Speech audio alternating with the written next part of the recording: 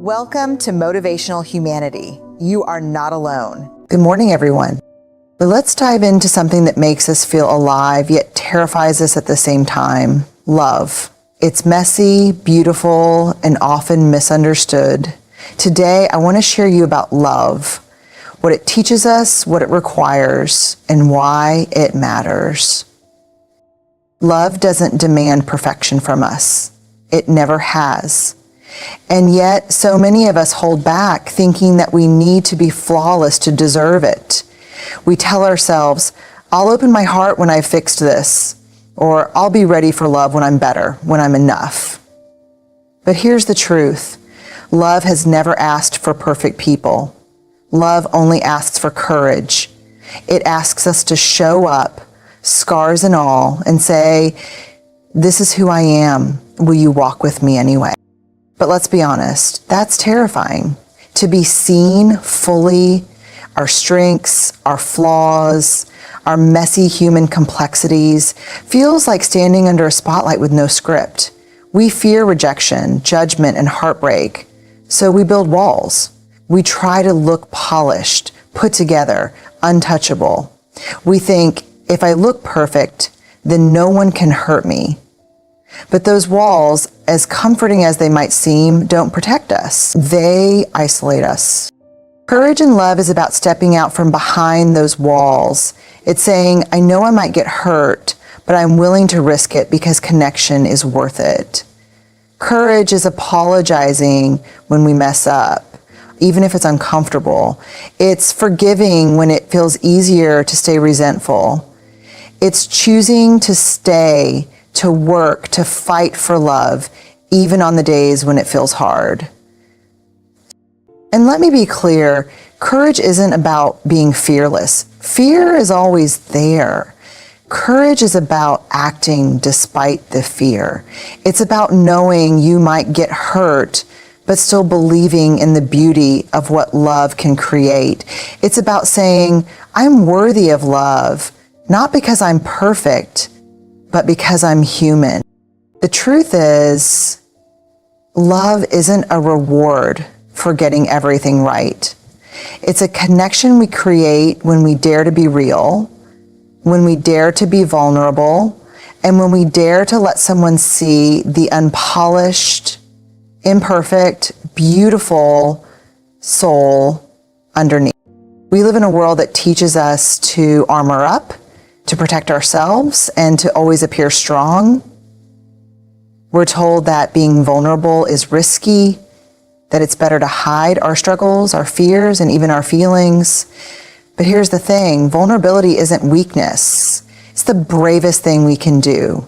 It's the birthplace of connection, the one thing we all crave so deeply. Think about it. True connection doesn't happen when everything is perfect. It happens in those raw, unguarded moments when we let someone see us as we really are. It's when we admit, I'm scared, or I don't have it all figured out. It's in the tears we've been holding back, in the laughter we can't control, and in the stories we share that make us feel a little exposed, but entirely alive. Yet we resist vulnerability because it feels too risky. What if they don't understand? What if they reject me? What if I get hurt? Those fears are valid and they're real. But here's what we often forget. When we shield ourselves from vulnerability, we also shield ourselves from connection. We can't have one without the other. You can't truly connect with someone while wearing a mask. When we're vulnerable, we're saying, this is me, not the polished version, not the version I think you want, but the real me. That's an invitation for someone else to do the same. And when they do, something magical happens. Walls come down, understanding grows, and trust is built. Think about the most meaningful connections in your life. They likely didn't happen in moments of perfection. They were born out of honesty, out of shared struggles and triumphs, out of those times when you let someone see you at your most human. Vulnerability is what turns acquaintances into friends, But being vulnerable isn't easy. It requires trust, courage, and a willingness to risk getting hurt. Not everyone will meet us in that space, and that's okay. Vulnerability doesn't guarantee that every connection will flourish, but it does guarantee that the ones that do will be real. The truth is, connection isn't about always saying the right thing or looking like you have it all together. It's about showing up authentically, even when it feels uncomfortable. It's about offering your heart with the hope that someone will take care of it. And when you find someone who does, when you experience that deep, meaningful connection, you realize that the risk of vulnerability was worth it every single time. Because at the end of the day, what we really want isn't perfection. It's to be seen, understood, and loved for who we truly are. And that only happens when we have the courage to be vulnerable. So often we hear the message that love is about giving to others, prioritizing their needs and putting them first. While there's beauty in that kind of generosity, we rarely talk about where love truly begins, with ourselves. We cannot pour from an empty cup, and yet many of us try. We give, we stretch, we sacrifice, but deep down, we neglect the most fundamental relationship we'll ever have, the one we have with ourselves. Self-compassion is not indulgence, and it's not selfish. It's the quiet acknowledgement that, like everyone else, we are human. We're going to fall short, make mistakes, and struggle. And in those moments, we have a choice. We can be our own harshest critic, or we can extend to ourselves the same kindness we'd offer to someone we love. But self-compassion can feel uncomfortable because we're not used to it. We're conditioned to believe that being hard on ourselves is the only way to improve. If I criticize myself enough, I'll do better, we think. But the truth is, shame and self-judgment rarely lead to growth. They might push us temporarily, but they also wear us down, making us afraid to try, afraid to fail, afraid to be seen. When we practice self-compassion, we're saying, I am worthy even when I'm struggling. It's the ability to sit with our pain or mistakes and respond with understanding instead of condemnation. Self-compassion doesn't mean we avoid accountability. It means we hold ourselves accountable with grace. We say, yes, I could have done better, but I'm still learning. I'm still growing. This is especially important because the way we treat ourselves sets the tone for how we love others. When we're constantly judging ourselves, it's hard to fully open our hearts to someone else. We either project our insecurities onto them or expect them to fill the gaps we haven't addressed within ourselves. But when we nurture self-compassion, we show up in relationships from a place of wholeness. We can give freely, not because we're trying to prove our worth, but because we genuinely want to share our love. It's also worth mentioning that self-compassion teaches us resilience. Life is full of challenges, and love, as beautiful as it is, can be messy and imperfect. If we don't know how to extend kindness to ourselves, we'll struggle to weather the storms. But when we build the foundation of self-compassion, we become stronger. We learn to comfort ourselves in times of pain, to pick ourselves up when we fall, and to keep moving forward even when it's hard. Learning to comfort ourselves really does enable us to pick ourselves up when we fall and to keep moving forward even when it's hard. Honestly, ultimately, loving yourself doesn't mean you think you're better than anyone else. It means you recognize your shared humanity, that you, like everyone else, are deserving of kindness and care. When you begin to embrace that truth, it changes everything. You stop seeking love as something external to fill a void, and you start experiencing love as something that flows from within. And when love flows from within, it has a way of transforming not just your relationship with yourself, but every relationship around you. When we think of love, boundaries are often the last thing that comes to mind. We imagine love as limitless, selfless, and endlessly giving. And while love is generous, it cannot thrive without boundaries. The idea of setting limits may feel counterintuitive to the openness and connection we associate with love, but boundaries are one of the most profound acts of love we can offer, both to ourselves and to others. Boundaries aren't about creating distance or shutting people out. They're about defining what's healthy, what's sustainable, and what allows relationships to grow without losing our sense of self. They're the invisible lines that protect our emotional, physical, and mental well-being while also honoring the needs and autonomy of the people we care about. Boundaries say, this is what I need to show up as my best self, and I respect you enough to let you know. Without boundaries, love becomes distorted. We start to give more than we can afford, stretching ourselves thin in an effort to please or avoid conflict. Over time, this can lead to resentment, exhaustion, and even a loss of identity. It's not uncommon for people to stay in relationships, romantic, familial, or platonic, where they feel drained or taken advantage of, simply because they're afraid to say no. But here's the truth. Love without boundaries isn't love at all. It's self-sacrifice. Setting boundaries is an act of courage. It requires us to be vulnerable and honest, not just with others, but with ourselves. It's about acknowledging what we need, whether it's time, space, respect, or clarity, and then having the strength to communicate those needs.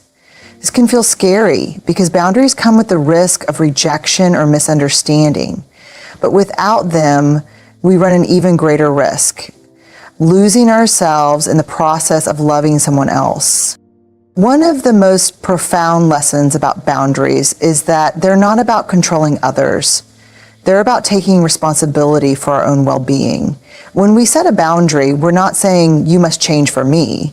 We're saying, this is what I need to protect my energy, my peace, and my values. It's an invitation for others to meet us in a space of mutual respect and understanding. And boundaries aren't just about saying no, they're also about creating space for love to flourish.